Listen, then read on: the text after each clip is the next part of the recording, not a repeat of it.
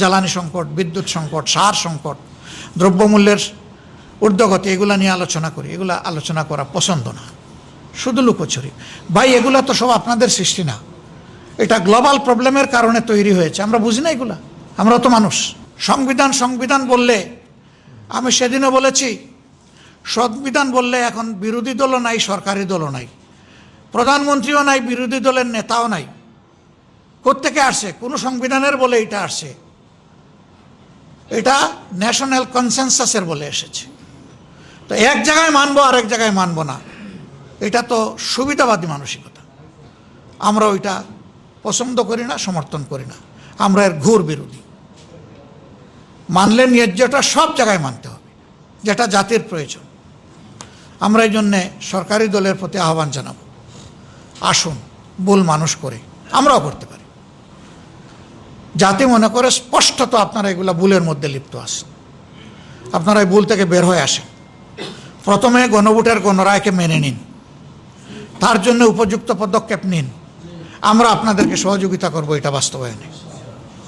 এরপরে যে অধ্যাদেশগুলো জারি করা হয়েছিল ফ্যাসিজম থেকে দেশের শাসন ব্যবস্থাকে মুক্ত করার জন্য, সেইগুলো আপনারা কথা দিয়েছেন বিল আকারে আনবেন, জন আকাঙ্ক্ষার আলোকে আনেন। আমরা বলবো যেভাবে ওই অধ্যাদেশে ছিল তার চাইতে চুল পরিমাণ পিছনে যেন না যায়, সামনে আগানোর যদি কিছু থাকে সেটাকে আমরা সাধুবাদ জানাবো। কিন্তু জনগণের উপরে ফ্যাসিজম কায়েম করার জন্য সামান্য কোনো ময়লা আবর্জনা যদি থাকে সেটা আমরা মানব না। মাননীয় স্পিকারকে ধন্যবাদ। ট্রেজারি বেঞ্চ থেকে একজন বলেছিলেন যে সমাজে অনেক ময়লা আছে, এগুলো পরিষ্কার করতে হবে। তিনি বলেছিলেন সমাজ পরিচ্ছন্ন আছে, ময়লা এখানে আছে। এই জায়গা পরিষ্কার হয়ে গেলে সমাজও পরিষ্কার হয়ে যাবে। উই ডু বিলিভ, আমরা এটা সাপোর্ট করি। এই সংসদের 300 জন মানুষের মন যদি দেশবাসীর জন্য উন্মুক্ত হয়ে যায়, দায়িত্বশীল হয়ে যায়, বাংলাদেশ বদলে যাবে ইনশাআল্লাহ। রাজনীতির সেই স্লোগান কে মানে কে মানে না, ব্যক্তির চেয়ে দল বড়, দলের চেয়ে দেশ বড়।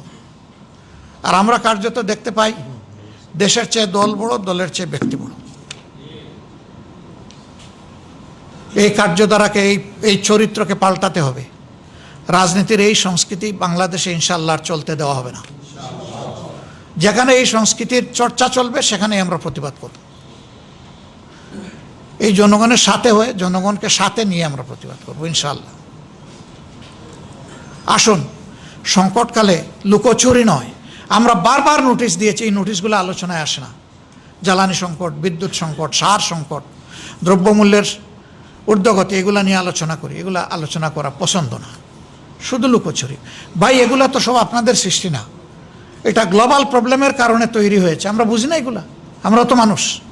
আমরা খোলা মনেই তো সবাই মিলে চাই যে সমাধান বের হয়ে আসুক। আমরা এখনো আহ্বান জানাবো সংসদের বাইরে, আসুন খোলা মনে আলোচনা করে জাতীয় সংকট উত্তরণে আমরা একসাথে কাজ করি। এ দেশ তো আমাদের দেশ।